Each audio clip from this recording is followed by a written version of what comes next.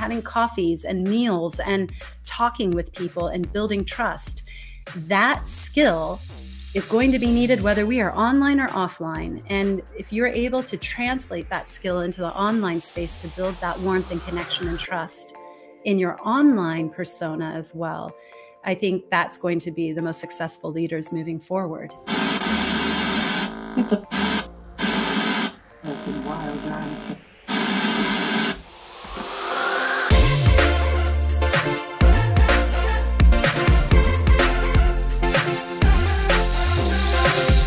Hello and welcome to the Culture Things podcast. I'm your host, Brendan Rogers, and today we are recording episode 73. Today I'm talking with Heather Hansen. I'm going to read a little bit of Heather's biography, just so you can learn a bit about her, and then we'll get into the conversation. So Heather is a global communication consultant, TEDx speaker, trainer, and author. She helps top global leaders show up, speak up, and inspire action in a changing world. She focuses on fostering unmuted communication cultures where every voice is heard, resulting in greater inclusion, innovation, and efficiency across remote and global teams. Along with private leadership communication coaching, Heather facilitates group training courses and consults on a number of topics related to global communication. Heather's also an external industry expert for National University of Singapore Business School's executive education programs, where she runs modules on communication, presentation, and storytelling skills. Today, we'll focus on how we use our voice in business and life. Heather, welcome to the Culture Things podcast. Thanks so much, Brendan. Thanks for having me. I'm excited to be here. Now, how about a bit of immediate feedback, Heather? How was my pronunciation through your intro? Was it passable? Wonderful, wonderful, very articulate. Thank you very much. It's funny you mention it though, because it's actually us as native speakers who have to be the most careful with our articulation when we're in global settings. We're the ones who usually come in and drop our word endings and mumble through things. And we're more the problem than non-native speakers that we're talking to, that we think, you know, they're the ones with the bad English. No, we actually have really bad English when we go out into the world. So it's not a bad question that you asked, actually. Absolutely, mate. We sure are pretty ordinary, aren't we, us Aussies? And, you know, being here in Singapore, when I ask my clients here, what is the hardest accent for you to understand? Australian is normally top of the list. I'm very sorry. Is that right? Mm-hmm. What, is there something in particular about the accent or the way we pronounce certain words that is challenging? I think it has to do with the vowel shift that happens in Australian English, that they might not be used to that, but it's also primarily due to the amount of slang. It's slang, and it's a lot of how you reduce a lot of your words. You know, even with my Australian friends, I can't understand them half the time because there's all the words are different. You've made up all these other words, and I'm going, what is that? And it's, you know, like, what is it, avo or something for afternoon, or what do you say? Yeah. What do you got on the Savo? Yeah, exactly. And I'm like, what? What's an avo? Like avocados? Like avocado toast? What are we talking about? And well, so, dual meanings, it could. Yeah. So, I mean, we, even as two native speakers talking together, we can have so many miscommunications. And I think we forget that when we go out in the world. We think, oh, well, we all speak English, but our English is so different across the board. So, yeah. So great way to start, Brendan. I think that dives right into the topic today. I'm sort of well prepared, I suppose. But I always say to my listeners and guests, like we are going to get into this topic, but I like to ask you about, you know, some stuff I've read about you, and you know, as I do with every guest. But the TEDx opportunity you had, you know, Odense in Denmark. I'm not sure if I pronounced that correctly, to be honest. Yeah, Odense. Yeah, well, I think in English it's probably Odense. Yeah, but yeah. Okay. So that's had 140,000 plus views on YouTube. So again, people can go and listen. It's called 2 billion views, 2 billion voices, how to speak bad English perfectly. I more want to ask you about the TEDx experience you had there. Like, tell us a bit about that. Oh, that was a fantastic experience. That team in particular is amazing. The way that they organized the event. I spoke in 2018 and I hosted for that event in 2019, and both were just so professionally done. They're amazing. And when you first have to send in your audition video, and I had spoken with them for about 3 years before they accepted me and brought me in. They plan ahead several years in advance, and they need the right people that fit whatever theme they're thinking about. And, it takes some time. And I was paired with Adam Montandon, who is an amazing, amazing storyteller and coach. And he helped me to work through the storytelling and put together the scripting. And I hate scripting, like absolutely hate it. So I had to actually write the script, memorize it, which I also hate. I'm very much about bullet points and being authentic and speaking off the cuff. But you can't do that in a TEDx because it has to be so, fit in the 18 minutes, which mine didn't, because I think I still went off at a point. And so yeah, it was an interesting experience, and it was the most nerve-wracking experience of my life. So the night before at the dress rehearsal, I was up on stage and I was blanking after every sentence. I'm going, what is going on with me? I've spoken in front of so many audiences, thousands of people all over the world, 14, 16 countries. And this TEDx was just in my head, like, oh, it's so important. And it's just taking myself too seriously. So yeah, I think it would be interesting to talk to a lot of people about their TEDx experiences. I wonder if it's similar for others, but yeah, it was big for me. That was a big deal, and it still is a big deal. And I was just very honored and excited I had the opportunity and the stage to tell that story and that message, something that I've been talking about for a really long time.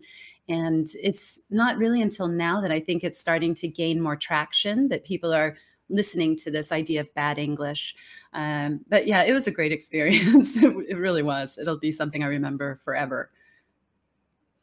Yeah, that's awesome. Thanks for sharing. And look, I've watched it. I certainly encourage our listeners to go and watch it, listen to it. It's you've done a fantastic job. Adam, who was on your call last night, he's obviously a fantastic coach as well, and helped you. So thanks for sharing the experience, and well done. I really enjoyed it. There's a lot of things I watch on YouTube, and a lot of videos I put to 1.25, 1.5 of that, but yours I've sort of, and normally I start them and then I sort of speed them up, but yours I did not speed up. It was, you held my attention the whole way. Wow, I'm surprised, because I I feel like I spoke so slowly on that as well. I think I would speed it up just to be like, keep going.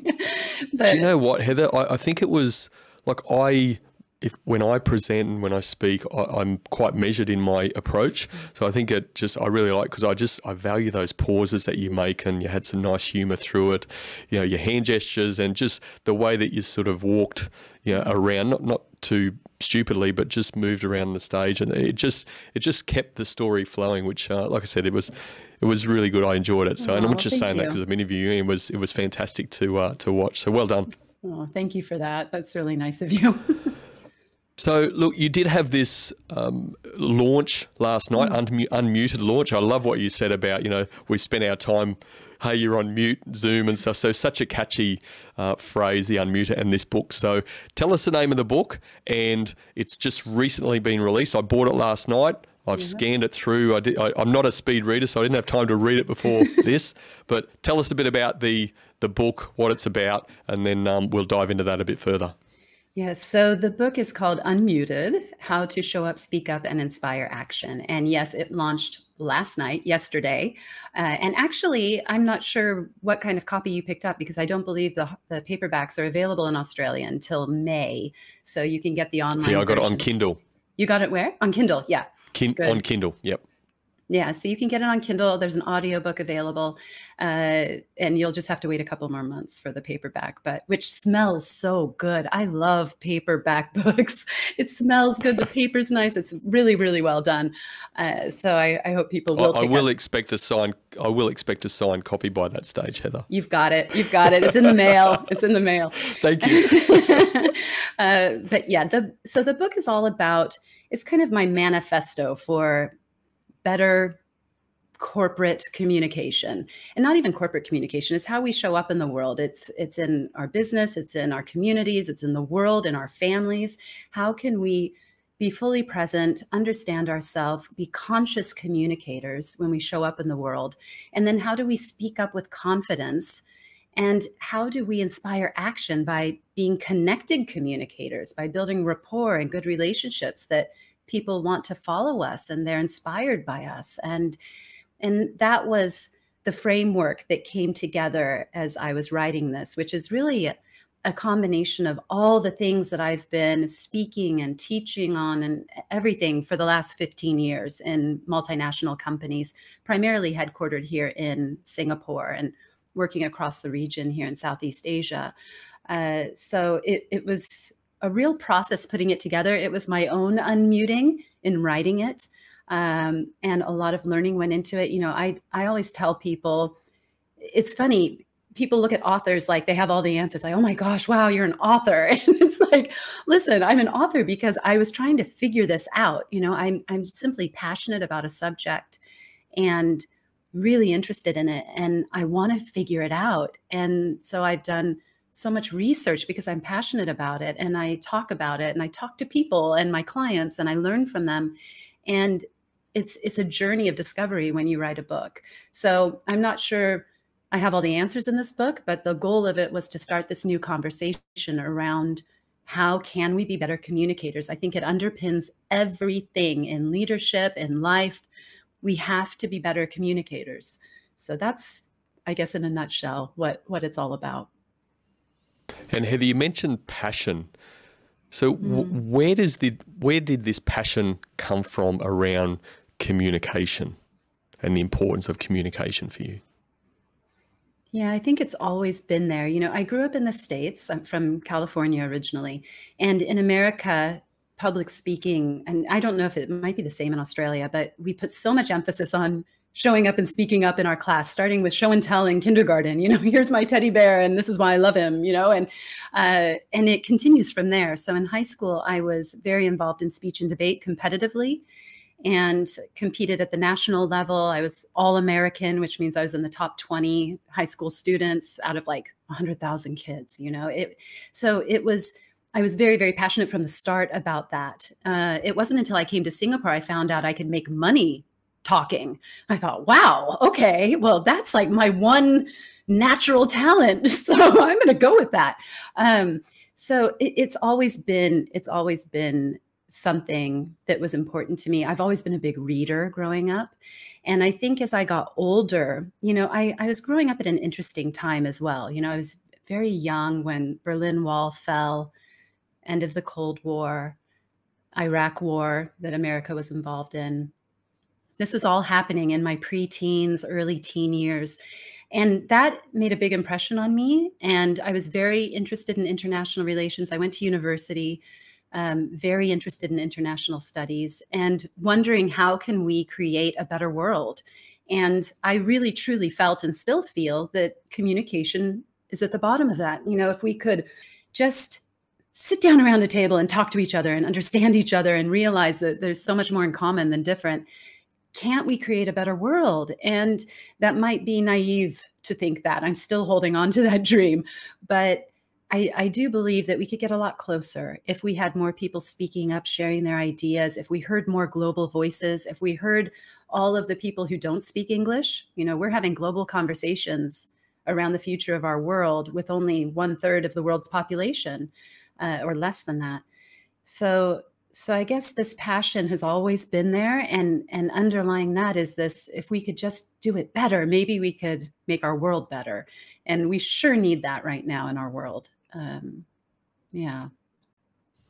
Yeah, absolutely. You make some really good points. But I learnt last night through a presentation event you held that you were actually had a deal to write a different book, and you had to put that on hold, or you know, I think the term you used is some, you know, break some relationships or something like that. That, you know, this book, you know, Unmuted and Inspiring Action, is obviously very, very important to you. Why is this book so important? Where you felt you had to stop that other agreement and move on to this, I guess, somewhere pet project?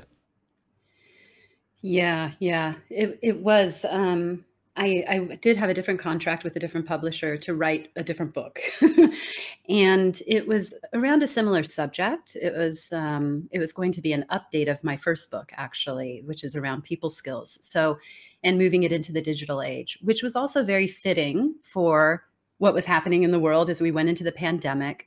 But then when, we started all muting ourselves literally online, and everyone was on mute, and we were in all these virtual calls, and I saw this massive shift happening around the way we were communicating, the way we were building our relationships. And I saw more and more people who maybe weren't muted before, who were beginning to mute themselves because they didn't want to be on camera, they weren't comfortable in an online call, and I could just see everyone silencing themselves. And we've always been muting ourselves in this way long before the pandemic and virtual calls, but it just really hit me quite hard as we went into this virtual space that, wow, this is the real issue right now. This is the real problem. And how do we get people to unmute and gain confidence and go out in the world and share their message and their brilliance? We need these ideas, and I think that combined with watching all the problems happening in our world from, the pandemic was one thing, but then so many people losing their livelihoods, our environment is a mess, war, just everything seems to be piling on at once. And we just need strong leadership more than ever before. And we need inspiring leadership and people who have really something to say, not just people who are loud and sound eloquent, which plays into our biases and makes us think that they're great leaders. No, there's no correlation there.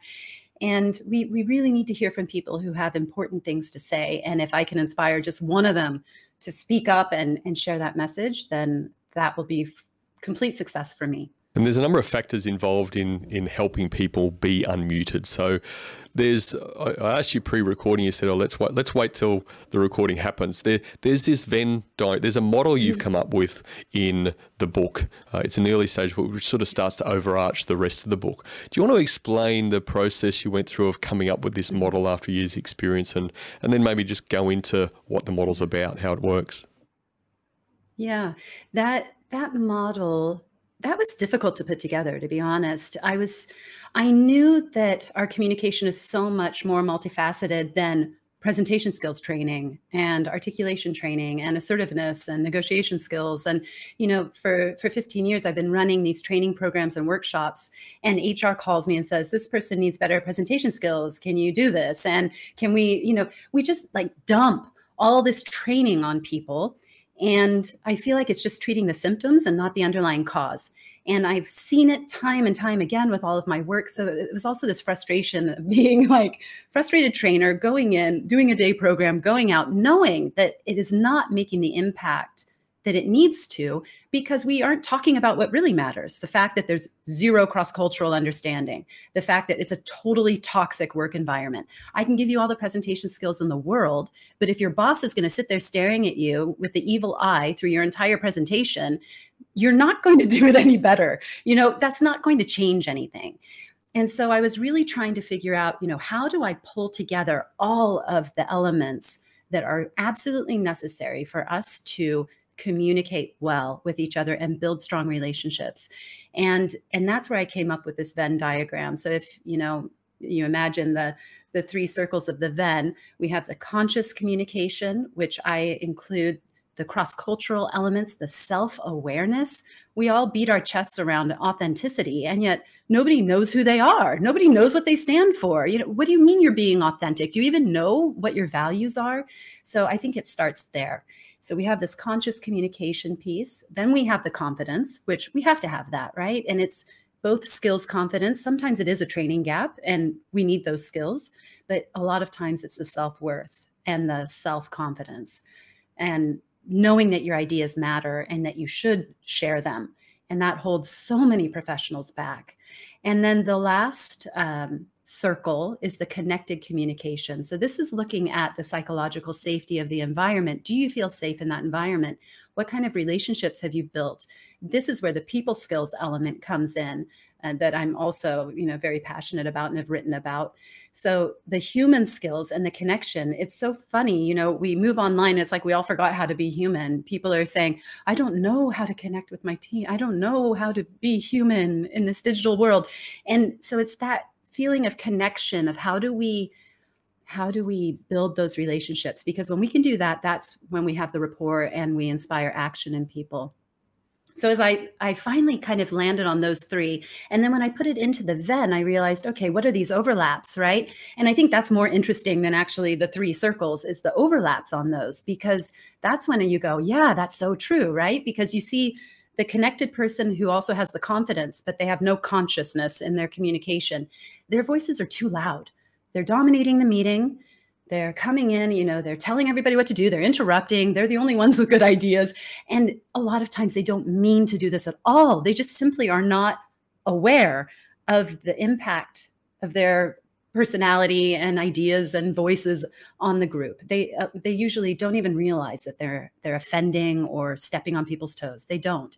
And then if you have the confidence and the consciousness, but you are missing that connectedness, you're in a toxic environment, you're typically on mute. You might have tried speaking up and you've had so much negative feedback, or people have cut you down, or they've made fun of your accent or your language or whatever it might be. And you just say, you know what, I'm done. I'm just not going to raise my hand anymore. And that silence is not a good thing. If you're a leader and your people are silent, you think everything's going great and they're just diligently working away. No, you've got a really big problem, much bigger problem than you think. And then the last overlap is that conscious and connected, but not confident. And those people are just turning down their voices. Maybe they get the courage to speak up from time to time, but their voices are too soft. So I think we need all these elements together to be truly unmuted in the workplace, in our families, in our communities. So that's how the framework works. And it makes a lot of sense to me. I'm excited to see how readers react to it. And when I've brought it up with my clients and we've been going through these unmuted experiences, it's really been a helpful way to think about, ooh, I'm being too loud right now, or wait, I'm too soft, or why am I feeling muted right now? Because I think it's also important to realize it's not like a personality test where you're always one of these things. I think depending on your context and who you're with and the situation, you can move around. If I have the tendency, as I'm going on and on right now, to be a bit too loud, dominate the discussion, not give you a chance to come in and say, so Heather, another question, let me stop your rambling. So that happens to me and I'm aware of it. And I know that I need to be conscious in certain situations. Now, if this was an interview in Danish, it would be completely opposite. I would probably be putting myself on mute. I never raise my hand to speak. I don't want to give presentations in Danish, even though I'm fluent. I lived there 8 years, married to a Dane, speak Danish at home, part of the Danish community in Singapore. But I don't have that confidence because every time I open my mouth, someone mentions my accent. They have to point it out that I'm always the other, always different. They don't mean any harm by it. But when you hear it over and over and over again, it's like, you know what? I forget it. Because you just want the respect. It's like, if I was doing this in English, you would respect me, you would see that how smart I am. And when I do it in Danish, I sound like a child and they call me charming and, oh, your accent's so charming. It's like, we're in a business meeting. I'm not trying to be charming, So we move around in this. So we need to be aware of all of these areas and know where we are in it in every context, if that makes sense. And thank you for letting me go on and on about it. Look, a couple of things. First of all, my Danish is very ordinary. The only Danish I know is Christian Eriksen. Yeah, that's a good one. I hope he's going well, by the way. An absolute legend in Denmark. I'm actually not sure how he's going. Do you know how he's going? Yeah, he's started back up with an English team, I believe. There were some rumors he was going to come back to Odense. He's from Odense, where I lived. Yeah. Is that right? Oh, yeah. Wow. And he was going to come. He said if he comes back to Denmark, he would only play for Odense. And we were all like, yes. And then my understanding, though, is that he started up again with an English team and, under close supervision and all of that. Yeah. Yeah, fantastic to hear. Certainly a great player. And I was watching the game when it happened. So it's scary stuff. Yeah, but, it was, Yeah, it was. The other thing is, it is an interview. You're allowed to just talk for as long as you want to talk, and I'll butt in occasionally. Okay, so you just butt in and interrupt. Okay, don't think anything of it if you think you're going on too far. It's the idea is that we want to extract as much gold nuggets out of you as we can. Wonderful. And the other thing, more importantly, around the model, how long had you battle tested the model with your clients? Yeah, the battle testing, right? I hadn't presented it in that form but I had been teaching all of the elements combined for many years. And it was just about, how do I get this into a framework that makes them realize this is all equally important? Because I was always pulling in all of these elements into my programs, kind of without them knowing it. And now I've just put it in front of them going, okay, look at this. Now do you get it? You know, this is what I'm trying to tell you. So I wish I came up with this a lot earlier. But everyone who's seen it now is going, okay. It's like the aha moment of, now I get it. Now I understand why you've been going on about the cross-cultural piece when I didn't think that was important, because especially that one, I believe that cross-cultural is the same as interpersonal. You know, it's our interpersonal differences are the same as dealing with across cultures. And we fail to recognize that. We think that just because we grew up next to somebody that they think and behave and act like us, have the same values. And it's not necessarily true. And when we talk about dealing with difficult people, it's really just dealing with different people. And the skills that we learn in cross-cultural communication are the same ones we need to apply to our interpersonal relationships, even from the same national culture, because we have so many microcultures we're a part of. Like, you know, your favorite football fan club is a culture, right? And you share the songs and you share all of it. It's a massive culture. And so even things as small as that, we need to be thinking about. So as far as battle testing the actual framework in that form, not so much. It's coming out now. I've kept it a little secret, but the elements of it, yes, I've been doing this forever with all of my clients. So now I think they're just seeing it more clearly. So yeah. Yeah, well, that's certainly what models do, and it's such a journey, that sort of process, isn't it? And you know, getting to this point, I personally love the model. I think it's fascinating. It reminded me so much of one that I use around sort of what they call the ideal team player. And what I love about yours is not just the fact that it's not similar, but it's a Venn diagram as well. It's so behaviorally focused. You know, there's a lot of people can learn the technical side of things, and I'm sure you are very good at what you do, and then teaching people the technical side. But if you're not creating the environment to, you know, leverage that technical skill, like, you don't have a really solid foundation to go from, do you? Which is basically how I understood your model. It's exactly that. And that's what I mean when I say I can give you the technical skills of articulating and presenting and how to move and how to talk and how to use your voice. But if all the other pieces aren't there, what does it help? What does it do? If you haven't built your confidence, or you're in a toxic environment, or you aren't conscious enough to know how to connect with your audience, those technical skills mean nothing. They get you nowhere. And that was the frustration I was having, right? When HR basically calls to tick the boxes. We had performance reviews, and can you come and do a presentation skills course? And it's like, yeah, but what about the cross-cultural piece? And what about the culture in the company and the leadership? And what about this? And what about that? No, just come in and do a presentation skills course. So I would sneak in the other elements as best I could, because I knew that, you know, you're not going to be successful with these skills without the other parts of the puzzle. So now I'm happy that I can just go in and go, nope, here's the framework. This is what we're doing. You're going to have to look at all of these pieces. And that's the way it is. Yeah, but yeah, good on you. Everyone loves a Venn diagram, you know? Oh, look, again, there's safety around these models, isn't there? And, you know, it makes it memorable and therefore easy to learn. So don't get me started on HR though, please, Heather. It's yeah. I'm sorry, HR are my clients. I don't want to badmouth HR. I think that, you know, and now it's much more learning and development, and I think we're getting much better into inclusion, and they are definitely thinking further. And I feel like a lot of times the HR people I deal with, they know all of this, but they're within structures that are not supporting. It's like, no, but I don't have budget for this, or they're just stuck, and they have the boxes they have to tick.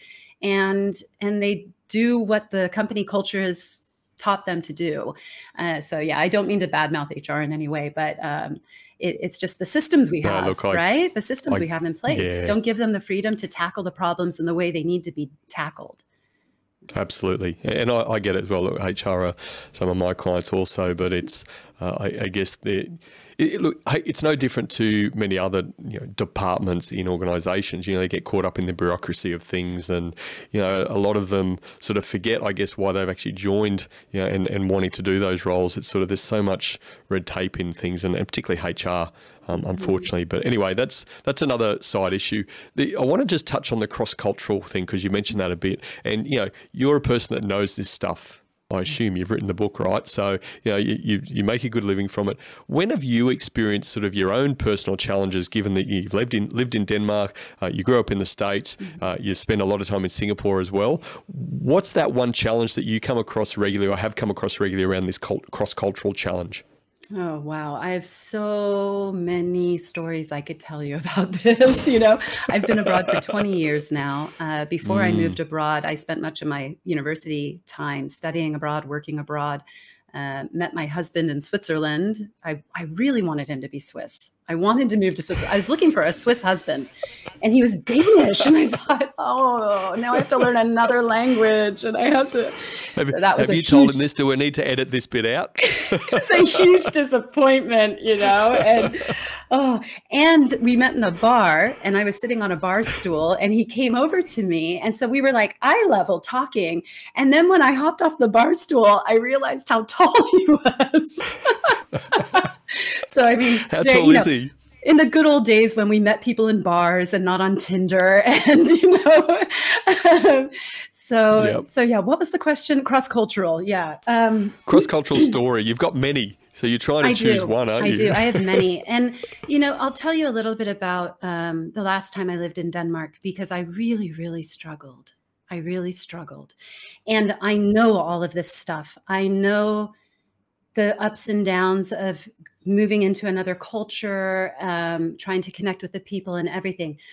But, I had lived in Denmark for 4 years. Then we came to Singapore for 8. Then we went back to Denmark for 4 years. And it was so difficult. I think because we had been in the big city of Singapore, very international, constant energy, movement, action. We went back to Odense, Denmark, third largest city in Denmark, with a whopping 300,000 people. So like the same size as my hometown, which we consider teeny, and a much more insular mindset. And I mean, Danish culture is very different. I mean, we think of it from the outside looking in as this big utopia, and it is in a lot of ways, very strong social structure. People are taken care of, but there are some very different mindsets that, as an American, were very difficult for me. And the biggest one is around something called Yenta law. And it's actually a fiction piece that was written, I don't know, hundreds of years ago. And it was about this fictitious little village and the laws that they had. And it's very similar to like tall poppy syndrome. Is that what you have in Australia? Do you use that? Do you call it that? Yeah. And it's the same concept, but the laws are written. Do not think you are better than anyone else. Do not think you deserve more than anyone else. Do not. And so it underpins this very social welfare society. Now, coming from the US, where the upbringing is be the best, you can do anything, reach for the stars, all that's what I grew up with. Star charts and getting my gold stars and achieving and being top of the class. I was groomed from a young age to believe that I needed to get good grades, to go to the good school, to get the good job, to be successful in life, right? And it's a very, very different mindset in Denmark. So that for me is a huge constant struggle, where I can come across as too loud, too self-absorbed. How dare I talk about my accomplishments or market myself in any way, or think anything good of what I'm doing, which is soul crushing for me as an American who has been given positive feedback my entire life and worked so hard, and then to not have people share in my success. So a good example, my husband and I were the first in our friends group to buy a house. And so big deal, right? And it's like this little crap house, I mean, it's old. It needs to be painted. It had like the wooding on the walls from the 1970s. It all had to be taken off. There was so much work that had to be done in this house, but we loved it. We saw all the potential. We were so excited about it. And all of our friends that came over, all they could do was tell us what a piece of crap this house was, right? And it was like, oh, there's so much work. Oh, you're going to have to do, oh, wow, there's a big project. Oh, gosh. It's like, we're excited about this. Why can't you just be happy for us? Why can't you share in the success, you know? And so for me, it was really, really difficult. Like, man, you know, because it goes so against my core of like, I don't care if I like your house. If you like it, I'm just so happy for you. I'm so excited for you. I express myself in a very different way. Now, the Danes would turn around and say, that's really superficial, right? Why aren't you being authentic with me? Why are you pretending you like my house when you hate it? Why are you telling me that, you know, all smiles and, oh, it's so wonderful, when really you don't think that at all? And for me, that's not what it's about, right? For me, it's about, no, I just want to be happy for you. And it doesn't matter if I like your house. Like, what does that matter in any of this? And so that's a really good example of that disconnect that can happen. And that's just one example. I have a million of them, you know, and then it's very different here in Singapore as well, with a lot, you know. Can I tell you another story from Singapore? Absolutely. Okay. Absolutely. So the Singapore one that just popped into my mind now, because Singapore has a lot of this old kind of colonial mindset, right? Where I come in as this white person from the West, educated in the West, and that somehow puts me on a pedestal. And there's a lot of this remaining. And I struggled with it quite a bit because I knew how strong this bias was. I mean, I started my company, I was like 26 going on 27 when I started my company. And I was walking into offices of CEOs who are saying, coach me. And I'm thinking, do they realize I'm only 26? Like, what the heck do I know? I've never even had a corporate job. And these guys want to hire me? I mean, what's going on? And I felt like, you know, if I was local, if I was Asian, would they be giving me this opportunity? And, you know, they were willing to pay me multiple times more. They were willing to work. They wanted to work with me. And yes, I'm good at what I do. If I wasn't good at what I did, I think they would have figured me out really fast and been like, get out of here, you know, but I was able to deliver. But that cultural piece, you know, and I have a lot of that in my business where I feel like I'm walking this line of hypocrisy where I've had so much privilege and have built a successful business based on privilege.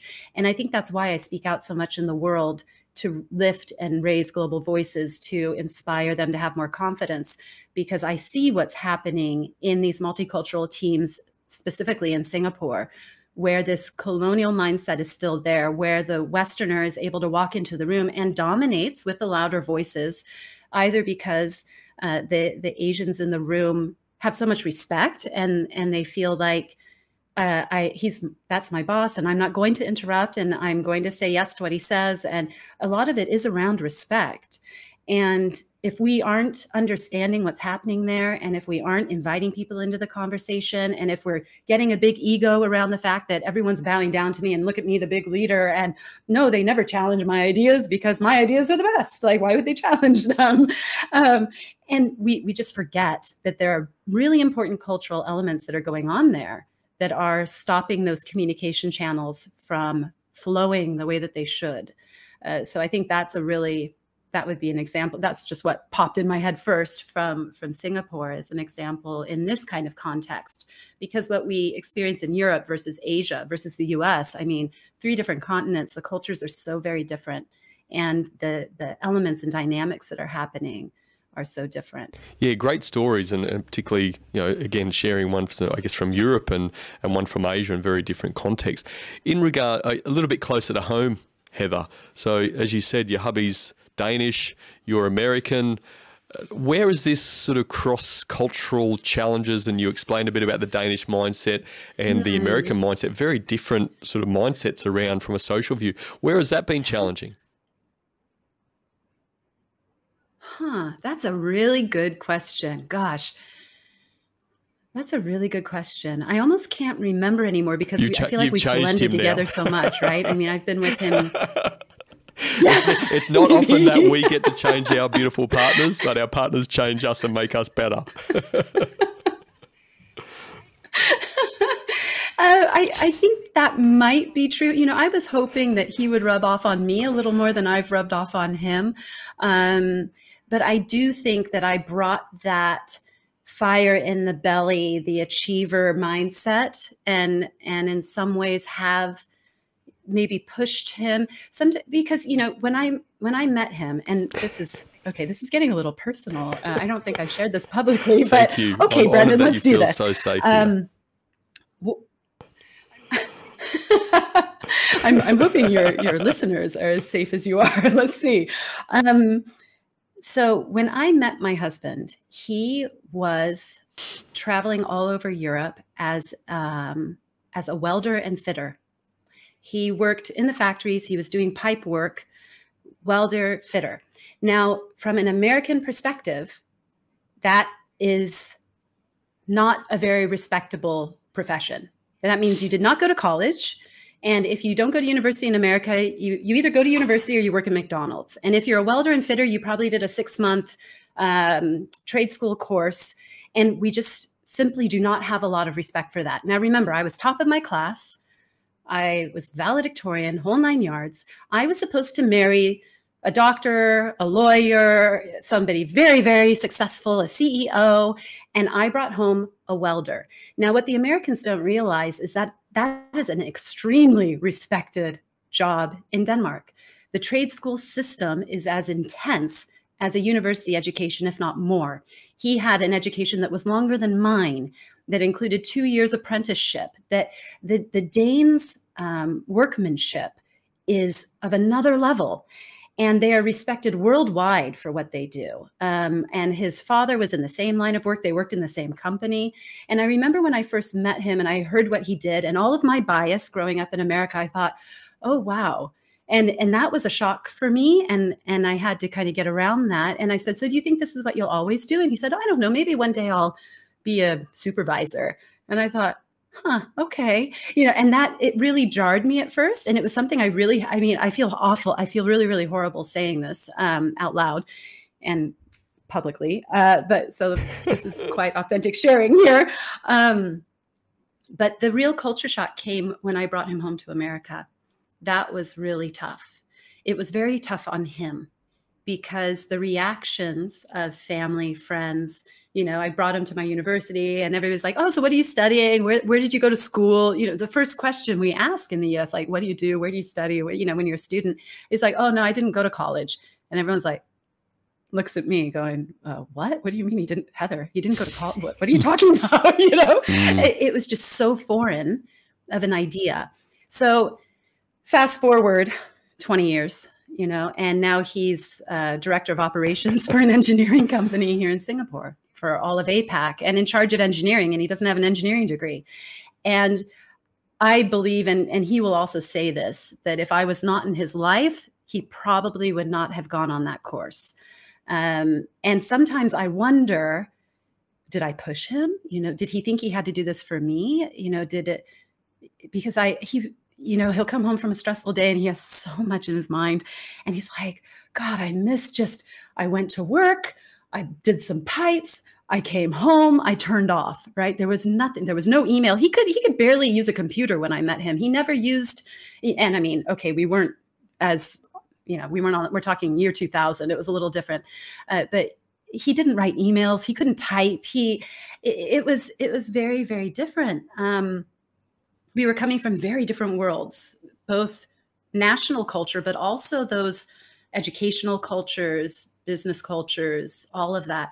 So I do sometimes wonder, you know, would he have been happier if he just became his installation supervisor and traveled the world and you know, got to just do his job and come home? And if maybe I put a little too much of that achiever into him, I like to think that I was encouraging to be like, you have so much. And I saw that in him when I met him, that, wow, he had so much potential and he was so smart and his people skills are just beyond belief. I mean, he can read a room like no one I've ever met. And he feels the energy. He knows where people stand. He's a good listener. Have to be with me. I talk so much. And so, you know, so I don't know, I wonder, but that would be the big cultural difference that we had that goes a little deeper than probably what you were looking for, but that's a big one. Absolutely not. It's a fascinating, and I appreciate you so much for sharing that with myself and our listeners. I think it really hammers home a point of, sort of judgment versus curiosity, being more curious rather than judgment. Can I ask you this? Has that played a part in not being in the States? Not necessarily, no, because it was when I left the States, I had no intention of ever going back. So he has had opportunities come up in the States, and I've put the brakes on that. So it hasn't been so much that. And actually my senior year of university, my final year, he was sent to the States for work for the very first time. And he was working in Kentucky and I was in California. And that was so nice because we were long distance the first 2 years of our relationship. And he was working all over the world. I was finishing my studies.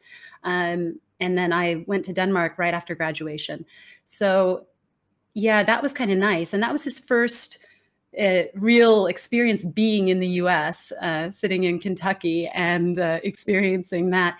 And so he's always really, really liked the States. He enjoys it every time we're there, but it was quite a shock. I don't think he expected that kind of reaction from my family and my friends. And he always had this feeling he had to prove himself. And I've always felt so awful about that maybe I needed to stand up for him more. Maybe, if I could have done it differently. But I think I was still coming to grips with it as well of, am I fully accepting of this and learning? And that's scary, that our cultures can impact us so strongly that here's the man of my dreams and I'm questioning our relationship because of the school he went to. I mean, looking back, it's like, how do you even have that thought? But that's how deep culture runs. That's how deep it runs. Yeah. Absolutely. It's, the systems that influence, I suppose, in our thinking. So it's just, I'm a big believer in it. Everything happens for a reason in our journey. And I'm sure you've used that experiences and that reflection and what you've shared with us today to make this even better, this book even better than what it would have been had you not had that experience. So, what's your hubby's name? Peter. Peter Hansen. Yeah, so probably the most popular name in all of Denmark. Oh, he sounds so ordinary. You just explained this unbelievable, fantastic guy, but he's got an ordinary name. Look, I'm sure Peter is an absolutely fantastic guy based on what you're saying. And he's obviously doing great things in his own career as well. So fantastic. Heather, so thank you once again for sharing that. Let's the back to the model again, because we went deep dive into that and the conscious side of things, because I know from the book and the model conscious, and that relates to the showing up. Do you want to give us what's the key part? Again, I'm not about sort of bastardizing your book. People need to go and look at it because it is, again, from what I've seen, absolutely fantastic. What's the key thing in this or in the conscious and the showing up part that we need to unpack? Yeah, the main concept there is to know yourself, know your values, know the stories in your life that have shaped your beliefs, because I really do believe in this identity narrative. If I say, like when you asked me, what led to this passion, there are these certain stories and moments and decisions that pop up in my head. And those were defining moments and events in my life that really showed what my values were. And who I am as a person. And we really need to do some digging here. I'm not even close to understanding myself as much as I would like to, but figuring out what is it that we stand for? How am I showing up in the world? And that is based on our cultural experiences, our background, our education, our parents, the groups and clubs we were a part of growing up and into adulthood. Who am I? The very first chapter of the book. Who are you? And that is the core fundamental of that entire section of the book, that it starts with you. In every conversation, in every relationship, how are you showing up in the world? And so that is the key concept of conscious communication. And from an actionable item perspective, what would you recommend to somebody to say, okay, well, that makes sense. I need to understand myself better and really what do I stand for? What is that sort of first couple of steps that you'd suggest for people to start that journey if they haven't already? Yeah. And actually, since you bring up the actionable steps, just to mention in this book, I wanted it to really be a learning journey and for it to be actionable. So with every chapter, there's a short video at the end. There's a QR code you follow, and there's a discussion guide that goes with it to ask you these questions and have you reflect on it. So I hope people won't just stop with the book. I hope that they will continue to the discussion guide and do the deeper work. So some of the things that are coming up in that around the who are you, for example, is to think back to those stories, those moments where you had a big choice. Maybe it was choosing which school you were going to go to. For me, it was choosing to move to Denmark. It was choosing to come to Singapore. It was choosing to start a business instead of get a corporate job. When you think about those big choices you made, that is when you were living your values. So your values can be uncovered. And it's funny because when I've worked with coaches myself, and they always want to start with this. I mean, I think it's pretty typical in leadership coaching and everything else. You know, what are your values? This isn't anything new. But they'll give me this long list of like 100 values and say, like, pick the ones that resonate. And I'm going, I don't even know what these mean. You know, what is integrity? What is, you know, everybody values respect and integrity, but what does it mean? And so I like to turn this around a little bit and say, go back to those big life choices. Why did you choose that? What does that say about you as a person? What was the value you were living in that moment, in that choice? And that's how you discover your values. Like, it's great to look at those lists, but you tend to choose the ones you want to be living and not necessarily the ones you are living. It's like, oh yeah, that sounds good. I'm sure I do that, you know, but no, go back in your life and think about the choices. Why did you choose this over that? I mean, I'm thinking like if somebody, I mean, my parents are divorced, for example. If you've been through a divorce, if you were the one who chose to leave, what was it that you were valuing in that choice? I mean, that's a really huge life decision. And you were choosing something over something else. Were you choosing freedom? Were you choosing self-respect if you felt that you didn't have that? Like, what was it that really was defining that moment in that decision? And then when you see that, it's like, okay, now I know what integrity means. Now I know what respect means because I did this in my life and it is defined for me in that moment. And I think that gives us a much deeper understanding. So that's the very first steps. I mean, we're just in chapter 1. You know, there's more as we move through the next 4 chapters of that section. But those are some of the actionable steps that I ask people to really dive into after the book as they start exploring and reflecting on the theory and the concepts that we talk about in Unmuted. Yeah, once again, I love the way you think and what you've just articulated. So true. You know, the values is a filtering process for decisions, right? So getting back and looking at stories, I'm 100% on your page, absolutely. Flipping that part on its head, though, as far as, you know, showing up and that conscious part, what's not showing up? What's the flip side of this when somebody's not showing up in this part of the package? Yeah. For me, I would say it's when they're showing up inauthentically and they may or may not be aware of it. So if you're showing up to please others, if you're showing up with the wrong intentions, if you're trying to manipulate or use your privilege to your advantage, that's when we aren't truly showing up as our real selves, when we're showing up in the world without having our values alongside us. And I think for people who don't know what their values are, they could be showing up in a way that actually isn't them. You know, this is where you want to be a part of a group. And so you just start acting like everyone else in the group. Well, that's not really showing up, is it? You know, you're not being you, you're being the clone of what you think will be accepted and so that you can be liked and you can belong. And of course we all want that. We all want it. I've been in a million situations and I can be that chameleon that, you know, can sit with the expat wives and then can go to the PTA meeting and then can sit in the boardroom and then can drink with friends, right? I mean, we all do this. But it's about not losing yourself in the process and not acting inauthentically or out of alignment with your values or doing behaviors that are not fitting with who you really are as a person. So I think there's a long process that has to happen of understanding yourself to know if you are showing up as your true self, or if you're letting those around you kind of dictate who you are in the moment.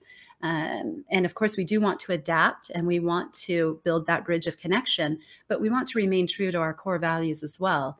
And I think that's what real authenticity is. And that's what authentic adaptability is. I think that's chapter 3, where I talk about remaining true to the values, but being able to then adapt in these situations, but without losing yourself in it, because that's not really showing up if you've lost yourself. Yeah, so that's how I define it. Yeah, great. When you look at conscious, confident, and connected, and just guess what you've just explained to me, there's always more important to less important, and I get the fact with Vendor, it's the balance of these things which make the whole, makes us unmuted. Where does conscious fit in if you had to put these things in a 1, 2, 3 as most important? Yeah, that's hard, because I do believe they're all equal, but that's really hard, because it's looking at it from different angles, right? I mean, if you don't have the self-confidence and self-worth to know your ideas matter, you're not going to speak up in the world. But I think the one that's probably the fundamental is the connected piece, because that's the one that will mute someone. If you're in a toxic environment, if you don't feel psychologically safe, if you haven't built strong relationships where you feel safe in those relationships and can express yourself, that is what creates a muted voice. So that is probably the most important element, is that piece of, do you feel like you can even show up? Because if you can't, then the showing up piece doesn't really matter, right? So it is that. At the same time, though, however, you can't build those relationships if you don't have that consciousness and that understanding of self. And of course, you need the confidence. So, I mean, it goes back to that circle of, we need all of them to make this work. But if you were going to make me choose one, I think I would have to say the connected piece is going to be the most important. That would null and void the others if we don't have that. And I'm going to ask the question in a slightly different way, not because I'm not happy with your answer. I'm very happy with your answer, but just from an angle of, if you were coaching somebody and making a decision to coach somebody, and there was one of these 3 that you just felt they're really going to struggle, and actually it's maybe beyond your level of training. Because I know coaching certain people, I think if they don't have certain things, like, I'm not trained in that, I need to recommend some other help to them. What's the one that stands out for you that, hey, if they don't have that and you feel like not comfortable in their ability to develop that it's a no-show for you? That I would refer it out, you mean? Yeah, well, that in my terms, I would say at this stage they're not coachable, because I believe there are people that aren't coachable. Yeah, and that would go to the conscious piece. Like, if they were absolutely not willing to figure out who they are, if they were so blind and had so little self-awareness and such a lack of curiosity in seeing the world in different ways, then that's a no-go. Absolutely. There has to be that curiosity and interest in looking at the world in a different way and wanting to change, or want to build the bridge, want to meet people halfway. And if that isn't there, there's really nothing I can do with that person to help them. So in that sense, going back to the connection or the consciousness would be the key piece there. Absolutely. But, there's also those situations where somebody will call me and say, we need you to work with this person. And I will say, well, this person's only half the problem. We also need to work with these people.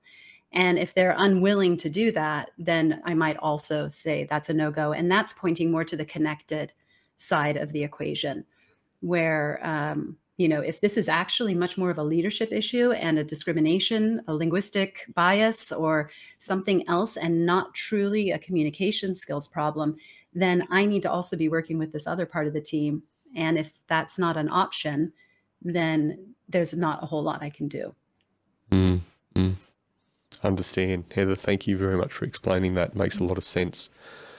Let's talk about the speaking up and the confident side. Again, I want you to give a bit of a sort of refresh us around that, what that's about and what that means and where that most important thing is. Because again, you've sort of helped me with the line of questioning around connected, and I want to spend a little bit more time unpacking that one. So let's spend some time on confident speaking up at the moment. Yeah. The speaking up piece, the confidence piece, is actually split into two. So it's the self-confidence and the skills confidence. So the self-worth issue is a big one, especially when we talk about speaking anxiety, which I've rephrased as expression anxiety, because I think that anytime you're trying to voice your ideas in the world, whether it's in writing or speech, you could be writing an email and spend an hour and a half on it because you're so concerned with how that's going to come across. And, oh, can I write it this way? And, oh, my language, and, oh, this and that and the other, right?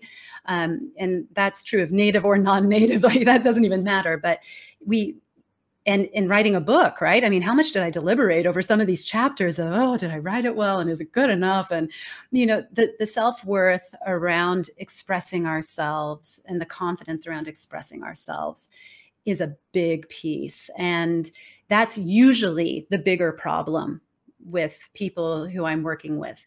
They come to me because they lack skills confidence, and we can build some of that self-confidence by enhancing their skills, giving them those technical pieces. We can absolutely help them to feel more confident in themselves when they've built that skill set. That is an important part.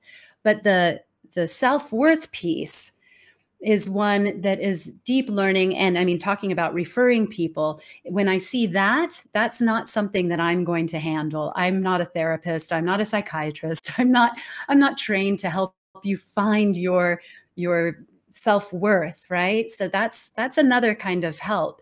But I do try to give some basics around that. And by looking at how you react in these situations where your expression anxiety is coming up. So there's a wonderful book called The Confident Speaker that talks about these 4 areas of anxiety. And they talk about the biological reactions, like the shaky hands and the sweating and shaky voice. And these are all biological things that happen when we're nervous. Then we have behavioral. Those are hard for you to spot yourself, but everybody else sees it, right? It's like the rocking back and forth dancing on stage and the gripping your hands. Or I have a whole list of them, caged tiger that paces the stage, and I lost my keys. This is usually men with big pockets that are fiddling in their pockets the whole time. They've got change and keys and God knows what down there. And, those that behavioral. Was that you? That when I first went to my first Toastmasters meeting, that was me, hands in the pocket, and that was the first bit of feedback I got. Brendan, just put your arms side by your side and relax. Yeah, it's Sorry, that, continue. right? But we feel so weird with our arms at our sides. It's like, that's normal, it's normal to put your hands at your sides. We feel like we have to be doing something. So these are all behavioral reactions, right? But then we also have mental and emotional. So the mental is the big one. It's that negative self-talk. And it's, oh, this isn't good enough. And this idea is stupid. They're going to think I'm awful. Like, this isn't good enough. I shouldn't be the one talking about this. There are other people they should have asked. Why'd they ask me to do this? I'm sure everyone can relate to this. We all do this. I do this. Where it's like, oh, why did they ask me to do this? Is this good enough? Second guessing ourselves and thinking that maybe our ideas aren't good enough. And then that leads to the emotional turmoil of, maybe you say no to these opportunities and they ask you to speak and you pass it up. No, I'm not going to. And then you beat yourself up about it later. Or you do it and then you beat yourself up about it later because, oh, was it good enough? And, oh, I don't think it was good. You watch the video, heaven forbid, and you realize you were fumbling in your pockets the whole time, or, oh, that just wasn't good enough. And then, you get depressed. You have really negative feelings, and those sit with us. And we equate those feelings to these events, and it's really hard to come back from that. And that's where the self-worth just goes down, down, down, down, down. So I do talk about that in the book, and we run through some exercises around, okay, how do we reframe that negative self-talk? How do we go from, oh, my ideas aren't good enough, to, yes, they are. They asked me to speak. There must be a reason for that. They want to hear my ideas. They wouldn't ask me if they didn't want to hear it. Why wouldn't they ask me? So reframing some of the mental talk, also being aware of your behaviors. I'm definitely an avoider. So if something is, I can't tell you how many times I sat down to write and then I would get up from the computer and I'd find, I'd go dust furniture, or like, suddenly there was a pressing issue. I had to rearrange the books in my library, I could come up with a million excuses to avoid that uncomfortable feeling of, wow, I really have to unmute here and share my ideas. Are they good enough? How are people going to react? How are they going to respond? And there'll be people who pick up my book and say, garbage, right? I have no control over that. I can't be obsessive about that. And I have to focus on all of the people who say, wow, this is really great stuff. And I relate to this. And remember that it's a conversation we're starting. So thinking about your behaviors, what you do when you have this stress. But this self-confidence piece is huge. And it's going to take a lot of work for a lot of people to do that. And it's an ongoing process. It's not like you wake up one day like, I'm confident now. In the context, the situation, you're always going to have nerves. And I welcome them, because I think if I don't have those butterflies in my stomach, there's something wrong, like really wrong. My content is stale. I'm not challenging myself enough. I'm doing the same thing over and over. Or I'm not taking my audience seriously enough. I'm not taking the opportunity seriously enough.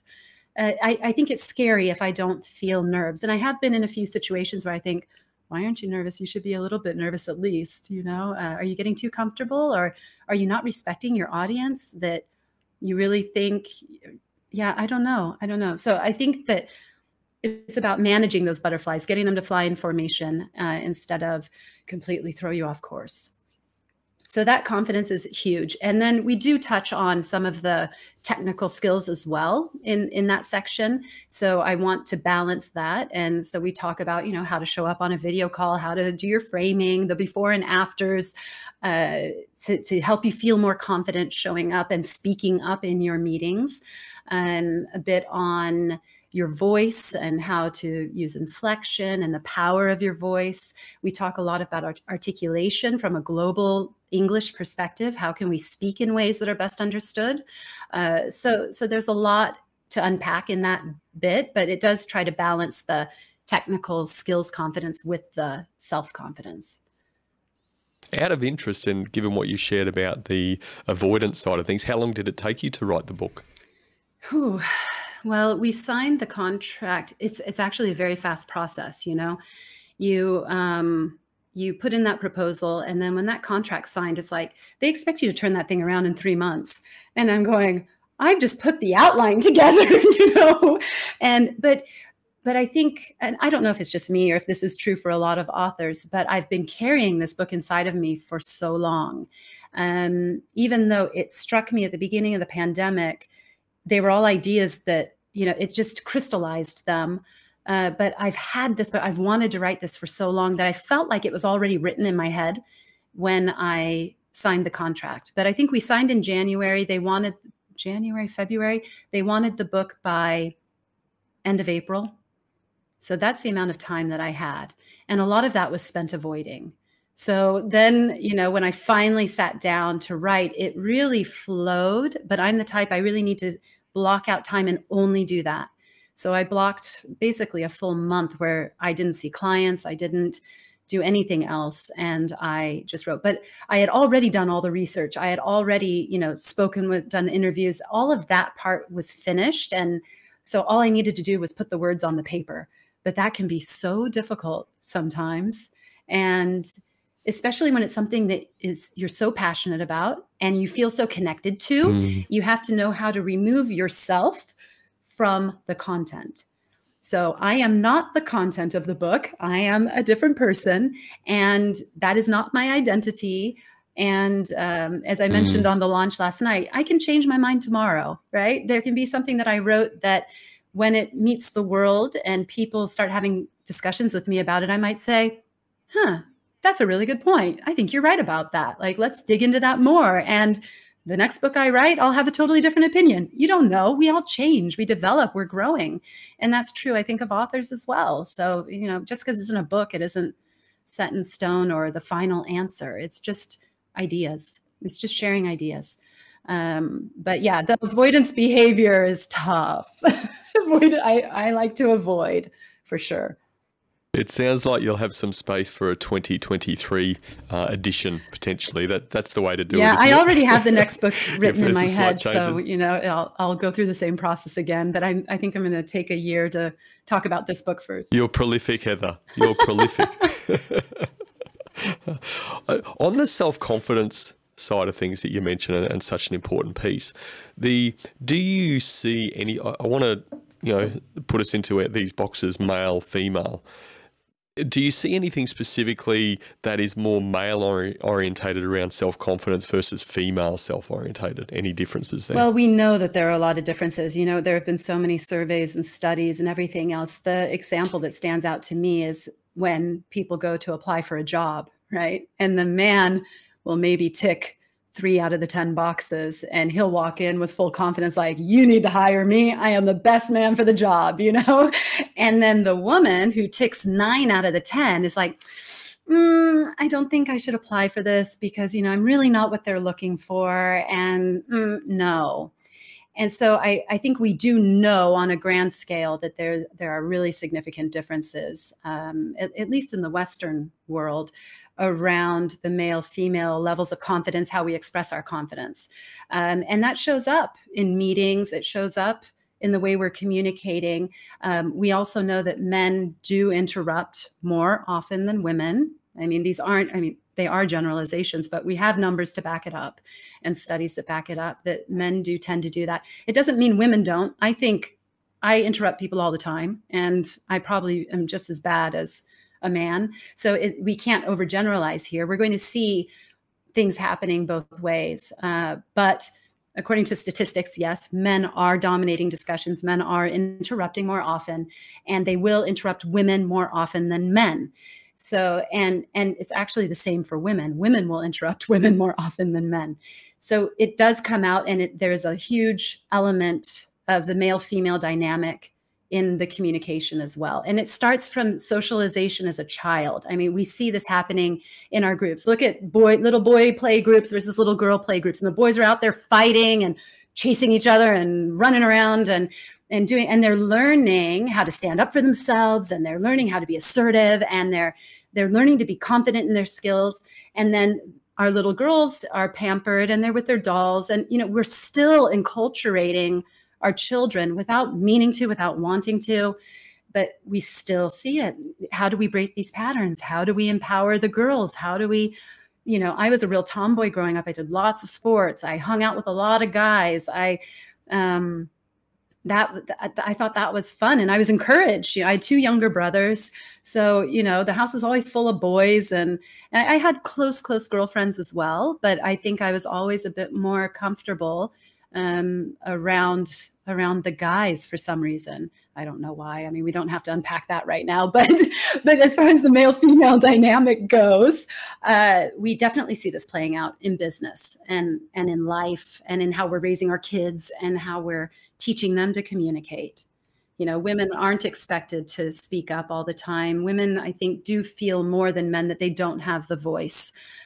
Just trying to find speakers for my event, it was so easy, and it could be my personal bias as well. And I was working with a team of women. So of course our minds go to, oh, we know so many women who have been silenced, but that's also a generalization. There are plenty of men who are silenced too in different ways. And so these are all issues we all deal with, but are we comfortable talking about them? Are we comfortable being vulnerable about them? I think there's a lot at play there, male versus female. Yeah, well, just what cast my mind back last night, and Adam shared a fantastic story, your TEDx speaker coach. So, the ladies that also spoke were absolutely fantastic. It was such a good, diverse example of the different stories and how they'd been muted at different times. But the confidence and the energy in not only your speakers, but in the room, in the virtual room last night, really fantastic. So, once again, it reiterated that we'd chosen the right person to be our next guest on the Culture Things podcast, because the energy you brought and just it was almost like I sort of was just reflecting it as when I went to bed last night, and like the only word I kept, there was like a love in the room. Like people obviously had that great connectedness, to use the term from your model, that I really felt that people that were there supporting you were genuinely supportive of you and loved what you do. And you'd obviously helped many of them and had such great relationships. So it was just, it was fantastic. I had energy, even though I need to go to bed. I had energy from that experience last night and hearing those stories. Oh, thank you for that. That means a lot. And that was what we were trying to create as well, because that space, right? The safe space of feeling that you're in an environment that is supportive and is not going to attack you for your story or for sharing or for opening up or being vulnerable. And how do you create that online? You know, we really spent hours and hours and hours trying to decide how this event should be structured. I wanted to hear from as many voices as possible, as many stories as possible, but I realized that the stories are so special and important that it takes time to really, you need to give them the space they need. And I only gave the speakers 5 minutes. It was such a short amount of time. And we could still only fit about 4 speakers. Well, we had a 5th, recorded speaker, and then to have a little bit of Q&A where I could acknowledge their story and talk to them about it. And so that's where we came up with, this idea of people could call in and leave a voice note, and we could do really quick little clips just to get other small stories and hear other voices. But we were really trying to figure out, how do we create an environment where people feel comfortable to unmute? Because when we go on these virtual calls, we typically want to keep the camera off, keep ourselves muted. It's very, there's a lot of anxiety around showing up online and your face pops up big on the screen and it's full focus on you and you can't see people's reactions, and there's so much going on, right? So it means a lot that you felt that I'm very, very happy and pleased that you felt that there was an energy there. And it goes to show that we can do this if we try, if we really are thinking it through, that we can create spaces like this, whether it's a business meeting or catch up with family or meeting a new connection over LinkedIn and having a call. I mean, you and I are talking for the first time, and I feel the connection, so it is possible if we make it that way. And I think sometimes at work, we're just like, no, we have a meeting, we need to get the job done. And we forget about all the other elements of making the team work. Well, I think you've led us really well into this final part of the Venn diagram, the connected bit. So again, refresh our memories around connected, and why is this part what you consider to be the most important of the 3 parts of the model? Yeah, this is the one. It's creating this environment. It's exactly that, because if we don't, then people won't share. They won't speak up. They won't get vulnerable. And so it has to do with our human skills. How do we show empathy? How do we build trust? That's what we're trying to do in this connected communication piece. And a part of that is how, as leaders, we create a company culture that is psychologically safe. And I mean, it's Amy Edmondson from Harvard Business School who has set the gold standard in this. Her book, Fearless Organization, is an absolute must read by everyone. And I only highlight very small pieces of that in the short chapter on psychological safety. But it is what she has proven, and Google took a lot of her research to show this in Google as well, that the most efficient, effective, highest producing teams were ones that were psychologically safe. It had nothing to do with the diversity or anything else. It was psychological safety. So we have to get that piece in place. We have to start measuring it. We have to look at how we are connected. We have so much data, and I think we're measuring the wrong things. So we're measuring, what are the different ethnicities? We're measuring absenteeism. We're measuring male versus female. We're measuring demographics. And what we aren't measuring is connection. So one person who was also on the call last night was Jeppe Hansgaard, and he runs a company called Innovisor in Denmark. And it is a data analytics firm that is looking at the social connection within companies. So they run very different analysis. They run surveys where they ask you, who are the 4 people that you would go to when you have a problem? Who are the 4 people that you trust the most? Who are the 4 people who inspire you? And then they're able to take that data, it's just the names, and you'll be able to find out who are the influencers in that company, who are the people who are most connected. And those people, what they found, they call it the 3% rule. 3% of the organization, through that amazing trust they've built and the connections they've built, they can influence up to 90% of the organization. And these influencers are never in the top leadership. So it goes to show how much power you actually have within an organization to create change, to influence culture. Because if you have those human skills and you can build those connections and you can create safe space for others, you are actually going to be influencing the entire organization more than you can possibly imagine. And when a company knows who these individuals are, wow, that's magic, because you want to create change in your culture, you start with them. So one CEO that Innovisor worked with, he said, yeah, if you wanted to spread a meme in the organization, you ask them to share it, right? That's the concept. If you want something to take off and light a fire in this organization, you start with those influencers, because if they are on board and they believe it, they will champion that cause throughout the entire company.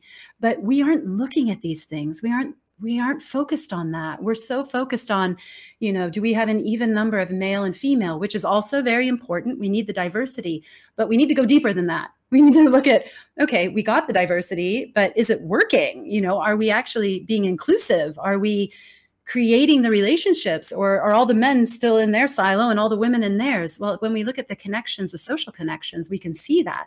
We can see exactly what's going on between departments, between any of the demographic perspectives. We can see where the communication is failing. So I think this connected piece is, when you do push me and say, what's most important, I really do have to say, this is probably it, because it's underneath everything, the way the organization works and the culture of the organization. And have you used your human skills, your people skills, in a way to build trust, show empathy, reframe failure so that it's okay to have intellectual failure, and are you curious, right? So do you celebrate failure? Do you learn from it? Do you have a learning mindset in the company? This is all part of this connected communication piece, and something that I see a lot of organizations overlooking or not paying attention to. And we have to have it. And even more so now, after the pandemic. I think the last 2 years have really put this into focus. We've seen everybody is leaving. They aren't going to put up with toxic environments anymore. They're not going to put up with leaders who do not inspire them. They want human connection at work. There is no work-life balance. It's one thing. And we want it all the time. And we want to feel something at work. We want to feel that we're doing something good in the world. And we want to be inspired, and we want to have purpose. And if you aren't focused in this area now, you're going to lose your people. And heaven forbid you lose one of your influencers, because when they leave, there's multiple times larger chances that those connections directly related to them, they're going to follow them right out the door, because that's the main reason they're there, are those connections that they've built. And when their best friend leaves, chances are they're going to say, yeah, I don't think this is the right place for me either. I think that, yeah, she's right, he's right, I'm going to go too. And you'll see that happen, right? That's basically what is happening right now in most organizations, these floods of people leaving, because the influencers have finally said, I'm done. I'm out, and then others follow. So what you said at the start is a company in Denmark, I can't remember the name of your company, but they've got something in place to actually identify this, so it's not so much of a dark magic thing anymore. Right, wow. Exactly. Yeah, the company is called Innovisor, so I partner with them to bring their analysis into clients that I work with. Yeah, that's fascinating. And I'm really saying this is the first step, right? Like, if you want to unmute your organization, this is the first step. We need to get a picture of what's going on right now. Where are the connections? Where are the silos? Where are people not communicating?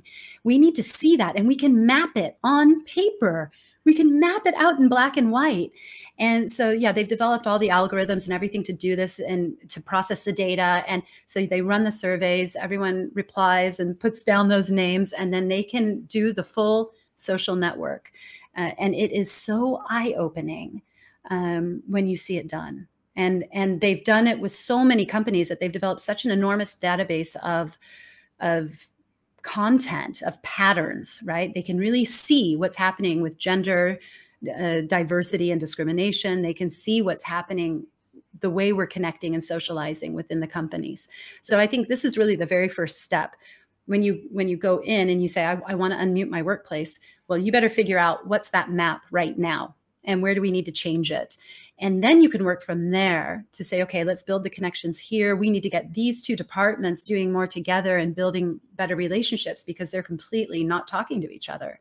Or there's that one person who's the connection between those two departments, probably someone in the leadership team who's overseeing those two departments and running them as two separate organizations. How do we get the company working together? But we don't know that until we map it and see it. So a lot of times, we just go in and we think we have the solution. We think we know the problem, and it could be something very, very different. So I think measuring the right things is super important now. Is this something different to the global DISC assessment that you're involved in, or is this what we're talking about? Yeah. No, very different. Okay. So global DISC is more focused on our communication styles and intercultural communication. So it is combining personality and culture together. So a lot of people have used the normal DISC assessment along with, Myers-Briggs. I mean, there's a million of these, Strengths Finder. You can do all different kinds of assessments, and that are more personality based. And I've never liked them because they don't incorporate culture. The cultural beliefs and background. And then cultural assessments I've never liked because they're so focused on stereotypical national culture, which really does not play a huge role when it comes down to it. If you try to treat me the way you think an American should be treated, you're probably going to go way off base. I haven't lived there for 20 years. Yes, I was raised there. Yes, I have a lot of the ideals and I carry a lot of the values, but I really don't relate to American culture much anymore. I've spent half my life outside of it and have changed in a million ways. So national culture is not an end-all be-all. And that was my problem with the cultural assessments. So what Global DISC does is it tries to combine the two to show how your culture is influencing you as well as personality traits are influencing you and your communication styles, your involvement with others. So I am a big fan of all of these kinds of measurements. And I do talk about many in the book, from the data analysis to measuring psychological safety, to measuring the cross-cultural communication. There's so much that we could be doing to get more information and knowledge and understanding. And unfortunately, what a lot of companies want to do is just jump to the solution. But how do we solve a problem that we don't know what the problem is? So we have to do that groundwork. And invest in that groundwork before we get to the last piece of the puzzle, which is filling in those last little training skills gaps, those little technical things. That's actually the last step. It shouldn't be the first step. And so we're doing things a little bit backwards. At least that has been my experience, over the last 15 years or so, that we tend to do this backwards. We need to be going at it differently. And a lot of this is just restrictions in budgeting and not looking at a training budget as including all of these things. So, there are different mindsets we need to shift around it. Yeah, once again, I couldn't agree more, and it's very much my own experience as well that we don't yet understand the problem, but we're already trying to put in the solution. So, and then we wonder, scratch our head, why the solution hasn't worked. But I want to bring Peter back into the conversation because. Poor Peter. Oh my gosh, I'm never going to tell him about this. I want to mention him a few times so that he actually listens to the episode. He probably listens to it more to how many times he gets mentioned. But again, back to the connectedness or the connected. And, you explained sort of Peter's journey and how he's not actually technically skilled, educated for the role that he's doing. How much has connected been a part of his success and where he's at in his trajectory? 100% of his success. Another book in my head that I've wanted to write for years and years has a really fantastic title in Danish, but it doesn't translate very well. But it's this idea of like from apprentice to director. And what I would love to do is, nobody go out and steal this idea now that I'm saying this. But what I would love to do is interview lots and lots of people who have started at the very bottom of a company at apprentice level and have managed through their career trajectory to take over the entire company. And it's basically the story of my my husband. He hasn't taken over the whole company, but I mean, he's up at, C-level now. And I've watched, I've been by his side watching that trajectory. And when he does not have a business degree, he does not have an engineering degree, he doesn't have anything on paper that you would typically be looking for if you were hiring someone in this role. So it's like, how did he do that? And there are many people in the world who have done this. How did they do that? And I think they make the best leaders because their understanding of the company and the industry is so deep, and he can connect with every person on every level. And he has so much respect for everybody in his world. And he surprises people, he'll show up on site in his dress shirt. He hates that he has to dress up, by the way, his dress shirt, his nice pants. And there will be, one of the workers and he'll say, this weld, it's not good enough. We need to do this, that. And the worker will say, no, we can't do that. And he'll say, give me the tool. And he will lay down on the ground in his dress shirt and he will show them how to do it. And they're shocked. They never expected that he would even have that knowledge or skill to be able to do that. And they love him because he has so much respect for them. He doesn't come in from on high thinking he's better, or he understands what they're doing on a personal level. And his ability to connect is amazing, just really amazing. You can ask there's nobody in the world that does not like Peter. I mean, truly, he is just, everybody loves him because he's just so authentic and he's gentle and he listens and he wants to know about other people. He's curious. He's always curious. And that I truly believe, if I were to ever write this book and if I were to interview all of these people, I really think that I would find this across the board, that it's the people skills, the empathy, the being able to connect with other human beings and build trust that allows people like Peter to rise in organizations. I do think that is the key to the puzzle. So you've just given us another reason why the connection piece is so important, because if as an individual, you can embody that in every relationship you have, I think through those relationships you rise. And we even talked, we had Jaxi on the launch show last night. Kind of a similar story in a way that she is very much focused on relationships. She has gone from being raised in this little Chinese speaking village in Malaysia to becoming the head of financial advisory for Deloitte in all of APAC. And I know that she's slated for even higher positions in the next few years. And her ability to connect with people and to listen and to show empathy and build relationships. She's done it the old school way over 30 years, without the internet, having coffees and meals and talking with people and building trust. That skill is going to be needed whether we are online or offline. And if you're able to translate that skill into the online space to build that warmth and connection and trust in your online persona as well, I think that's going to be the most successful leaders moving forward. But that it's the core of that human connection and relationship building and making others feel safe and wanting to open up. I mean, look at how well you've opened me up on this call. I've sat here and told you the most personal stuff about my marriage.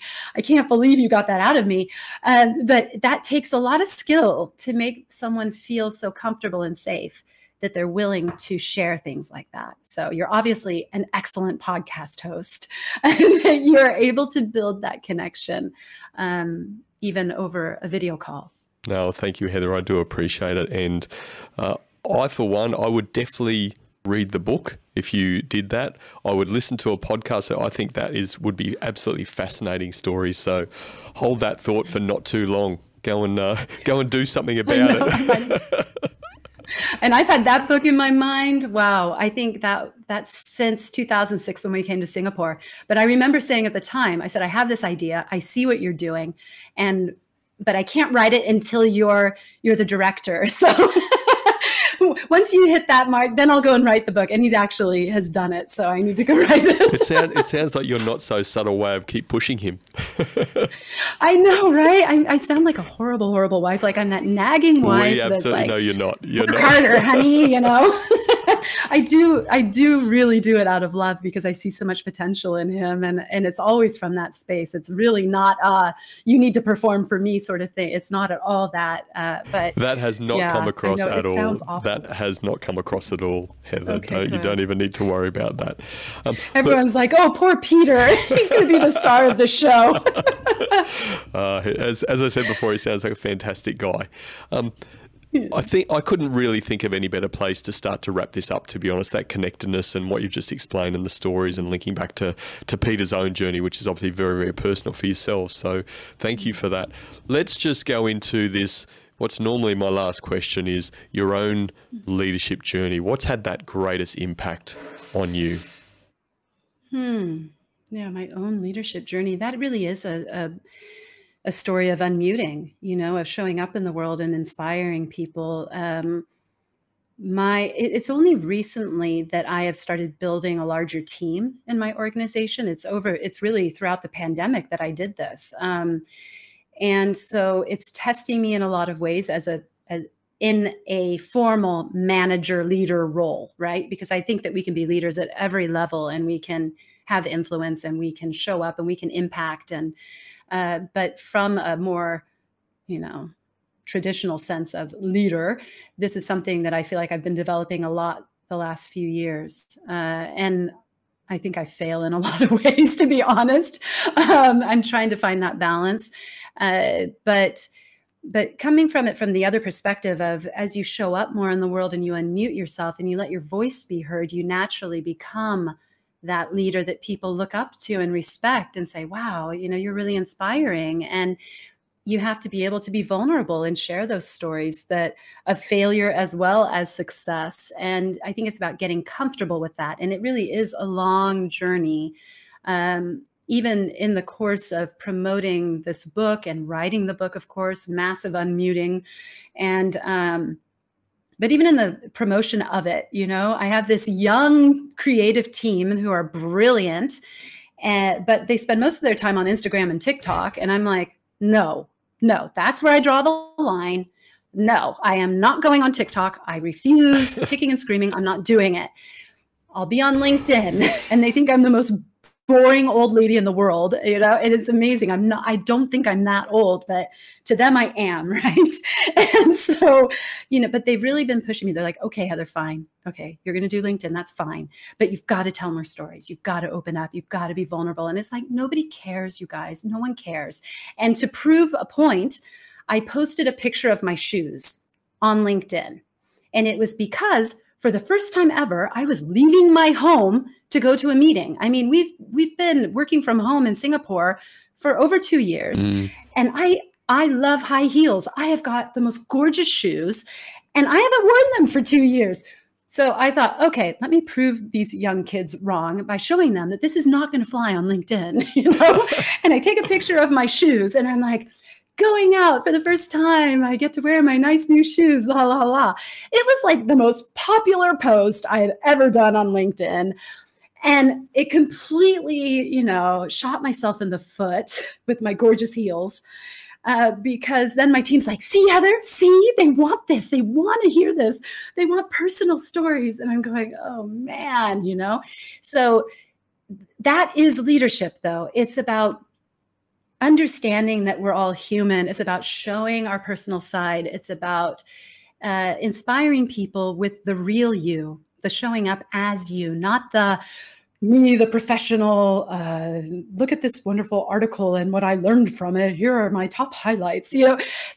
We see all that on LinkedIn. And I think we are seeing a massive shift now to people being more open, vulnerable, personal. And those really are the posts that are taking off, that people do really want to hear about, that inspire people and show you as a leader.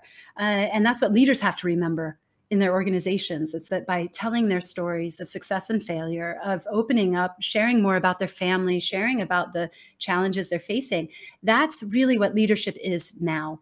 So I think for me, looking at my leadership journey, it's also been that transition of growing up really respecting elders, really never questioning authority. I was very much a goody two-shoe, follow the line, follow the rules, don't upset any adults, like get good grades, go to the good school, get a good job, right?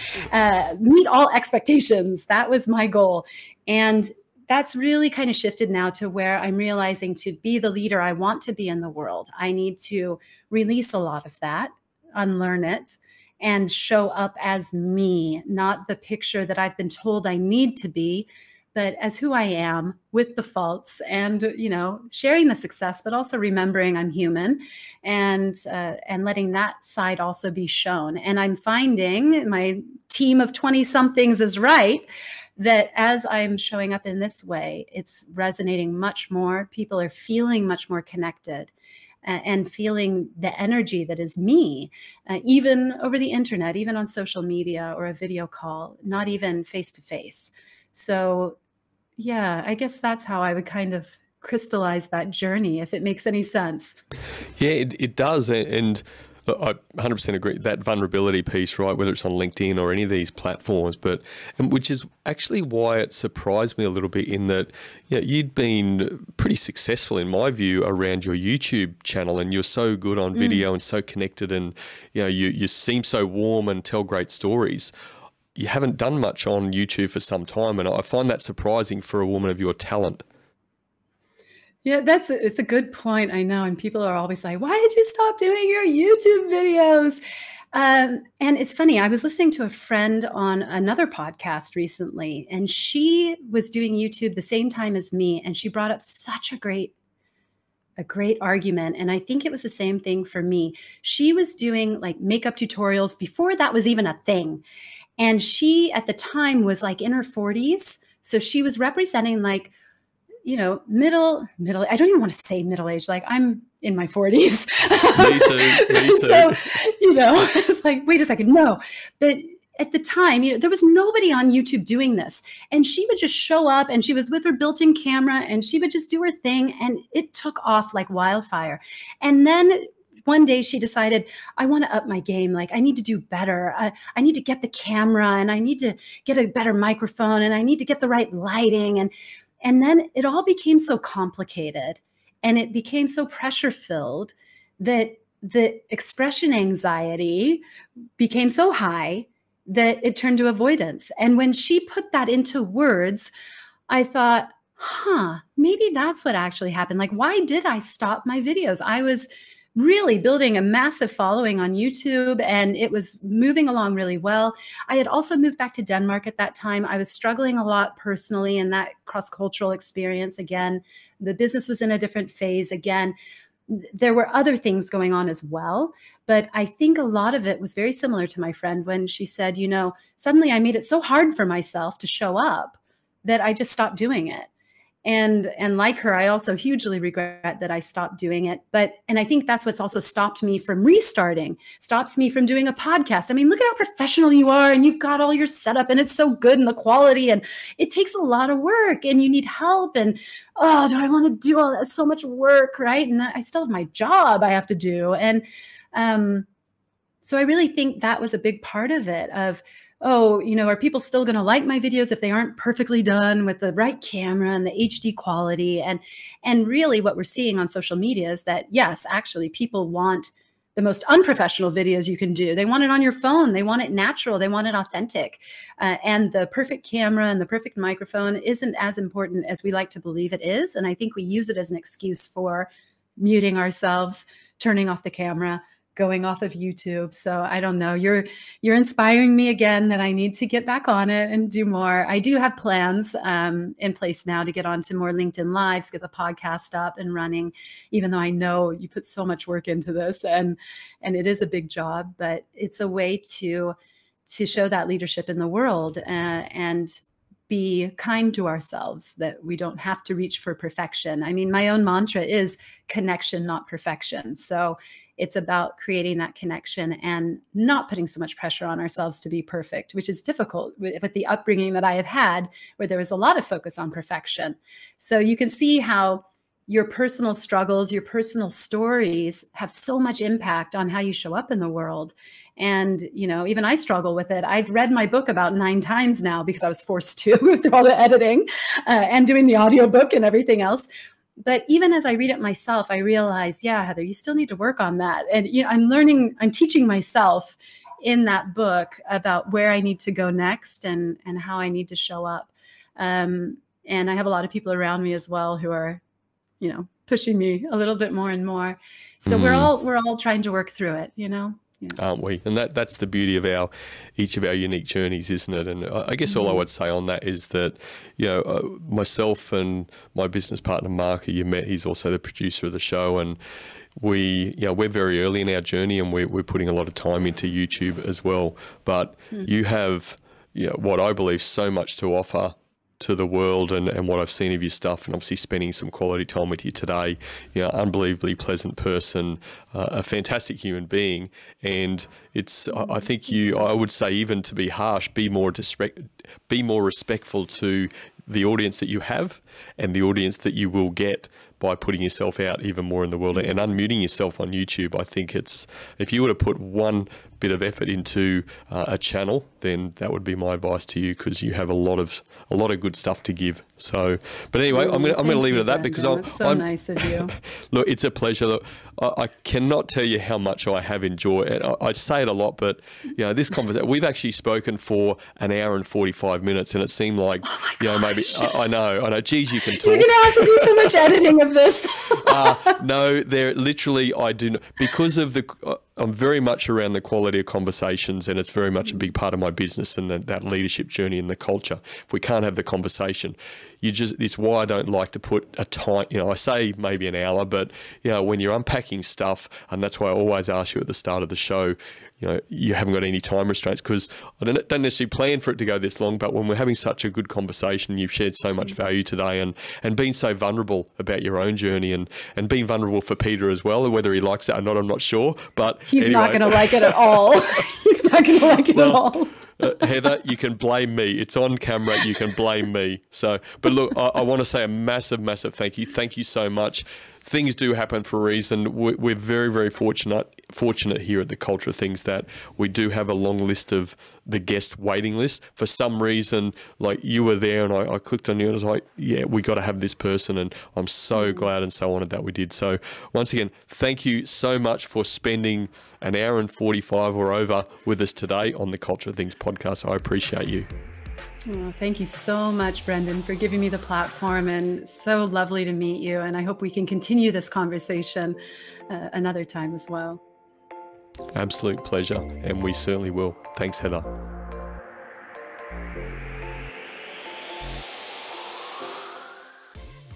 You're on mute. After hearing and saying this phrase for the millionth time, it finally struck me that many of us really are on mute. Not just in the confines of virtual meetings and breakout rooms, but in our lives, our careers, and even in our families. These words are taken directly from the first paragraph of Heather's outstanding book, Unmuted: How to Show Up, Speak Up, and Inspire Action. Have you ever been in a meeting and not spoken up because you thought your idea wasn't good enough? Maybe you wanted to share something with a family member, friend, or partner and didn't. You muted yourself. Why? The world has the potential to be a much better place if we unmute ourselves. Check out Heather's book, learn the Unmuted framework, and take the first steps to unmute. Can the world afford not to hear your voice? These were my 3 key takeaways from my conversation with Heather. My first key takeaway: leaders are conscious communicators. At the heart of being a conscious communicator is how you show up in the world. Do you know your identity, your values, the stories in your life that have shaped you? Heather put it perfectly. You live your values through your big choices. Go back in your life and think about the big choices. What did you value in that choice?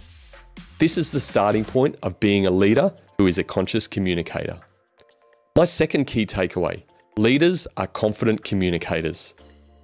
Becoming a confident communicator isn't just about developing technical communication skills. It's about believing in yourself, believing your ideas matter. We all have negative self-talk, but can you control it, understand it, and reframe it? Can you control your imposter syndrome? Leaders who have the communication skills and believe in themselves are confident communicators. My third key takeaway: leaders are connected communicators. They understand and can create a psychologically safe environment built on strong human relationships. Connected communicators know the importance of their relationships. They develop strong interpersonal skills and understand the social connections inside organisations, who the influencers are, and most don't have a title. Leaders who are connected communicators know connectedness underpins everything. So in summary, my 3 key takeaways were: leaders are conscious communicators, leaders are confident communicators, and leaders are connected communicators. If you want to talk culture, leadership or teamwork, or have any questions or feedback about the episode, leave me a comment on the socials, or you can leave me a voice message at thecultureofthings.com. Thanks for joining me, and remember, the best outcome is on the other side of a genuine conversation.